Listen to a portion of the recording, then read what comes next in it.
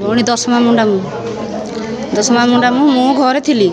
ସେ ଯାଇଥିଲେ 3 ଜଣ ଆମ ଗାଁର ଆଉ 2 ଜଣ 3 ଜଣ ଯାଇଥିଲେ ପତ୍ର ତୋଳିବା ପାଇଁ ଯାଇଥିଲେ। ସିଏ ଯେହେତୁ ସେ ଆଗେ ଚାଲିଛି ଆଉ 2 ଜଣ ତା ପଛରେ ଚାଲିଥିଲେ। ଆଉ ସେ ଜଷ୍ଟ ହାତୀଟାକୁ ସାମ୍ନା ସାମ୍ନି ହେଇଗଲା ଯେତେବେଳେ ତାକୁ ଆଗେ ଧରି ପକେଇ ଦେଲା ବେଳକୁ ଆଉ 2 ଜଣ ଦୌଡ଼ିକି ପଳେଇଲେ। ଇଏ ଆଉ ଦୌଡ଼ି ପାରିଲାନି, ତାକୁ ଧରିକି ଚକଟି ଦେଲା ମାନେ କିଛି ସମୟ ମାନେ 1 କିଲୋମିଟର ପିଙ୍ଗି ଦେଲା ପରେ ପୁଣି ତା ପାଖକୁ ଦୌଡ଼ି ଯାଇକି ଏ ହାତଟା ତାକୁ ମାଡ଼ି ଦେଇକି ଇଏ କରିଦେଲା। ସେଇଠୁ ସେ ଛୁଆ 2ଟା ଯେଉଁ ତା ସହିତ ଯାଇଥିଲେ ସେମାନେ ଗୋରୁ ଯେତେବେଳେ ପଳେଇଲେ ସେଇଠୁ ଘର ତଥାପି 2-3 କିଲୋମିଟର ହେବ।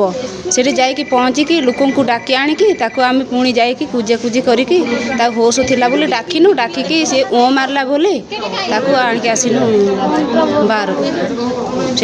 ସେଇଠୁ ତ ଜଙ୍ଗଲ ଭିତରୁ ଗାଡ଼ି ଯିବନି, ସେଇଠୁ କଟ ନେଇକି ତାକୁ ଟେକିକା ବାହାରକୁ ଆଣି ଆସିଲୁ।